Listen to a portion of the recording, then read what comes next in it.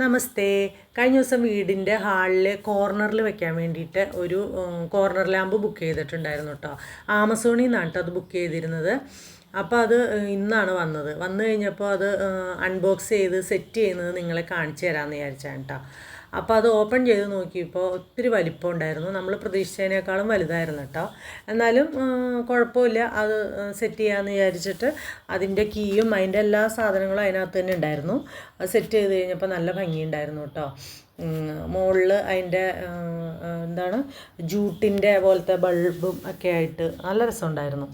അപ്പോൾ അതിൻ്റെ അടിയിലാണെങ്കിലും തട്ടായിട്ട് നമുക്ക് ഷോയ്ക്ക് വയ്ക്കാനുള്ള ചെടികളോ എന്ത് വേണമെങ്കിലും വയ്ക്കാനുള്ള സെറ്റപ്പും ഉണ്ടായിരുന്നു.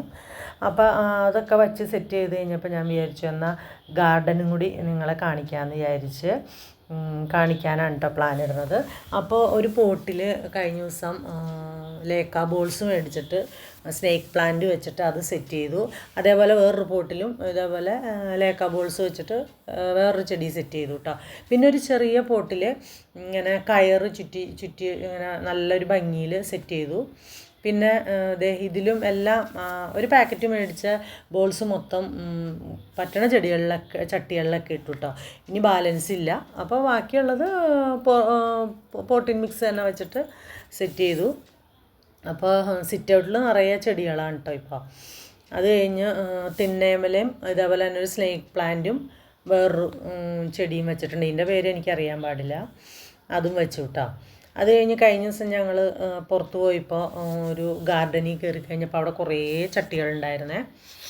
അപ്പോൾ അവിടെ നിന്നും 2-3 പ്ലാസ്റ്റിക്കിൻ്റെ പോട്ട് മേടിച്ചിട്ട് നമ്മൾ അപ്പോൾ സിങ്കോണിയം കണ്ടപ്പോൾ ഇഷ്ടമായിട്ടാണ്. അപ്പം അവിടുത്തെ ആൾ തന്നെ അത് ഞങ്ങൾക്ക് വേറൊരു പോട്ടിലേക്ക് വെച്ച് നല്ല പോർട്ടിൻ മിക്സൊക്കെ വെച്ചിട്ട് സെറ്റ് ചെയ്ത് തന്നു കേട്ടോ. അങ്ങനെ എല്ലാം വീട്ടിൽ കൊണ്ടുവന്ന് വെച്ച് സിങ്കോണിയം വേറൊരു പോട്ടിലേക്ക് വെച്ചു. അത് നല്ല ഭംഗിയുണ്ട്.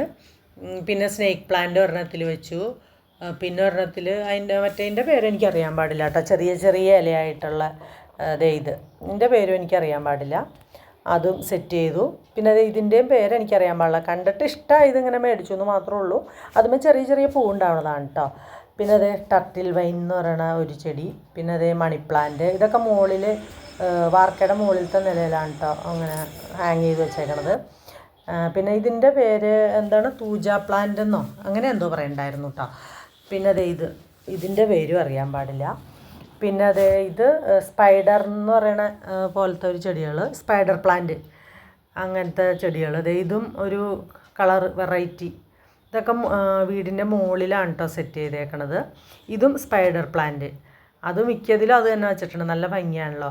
പിന്നെ വീടിൻ്റെ റൂമിൽ ക്രിസ്മസ് ട്രീ പോലത്തെ ഒരു സാധനം നമുക്ക് ആ ടൈമിൽ ബൾബൊക്കെ ഫിറ്റ് ചെയ്യാൻ വേണ്ടിയിട്ട് വച്ചേക്കണതാണ്.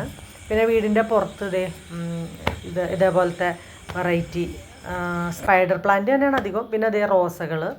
പിന്നെ മകൻ്റെ വൈഫ് ഹൗസിൽ നിന്ന് കുറച്ച് ചെടികളൊക്കെ തന്നിട്ടുണ്ടായിരുന്നു. അവിടെ കുറേ ചെടികളൊക്കെ ഉണ്ട് കേട്ടോ അവർക്കടെ വീട്ടിൽ. അങ്ങനെ കുറച്ച് ചെടിയൊക്കെ അങ്ങനെയും സെറ്റ് ചെയ്തിട്ടുണ്ട്. പിന്നെ ഇതൊക്കെ അവിടെ നിന്ന് തന്നതാണ് കേട്ടോ. പിന്നെ ഞങ്ങൾ താഴെ കാർ പോർച്ചിൻ്റെ അവിടെയും കുറേ ചെടികൾ ഇങ്ങനെ സെറ്റ് ചെയ്തിട്ടുണ്ട്. വേറൊരു ചെടി നോക്കി, ഇത് നല്ല ഭംഗിയില്ലേ. ഈ ചാനൽ എല്ലാവർക്കും ഇഷ്ടമായെങ്കിൽ ഒന്ന് സബ്സ്ക്രൈബ് ചെയ്യണം, ലൈക്ക് ചെയ്യണം കേട്ടോ.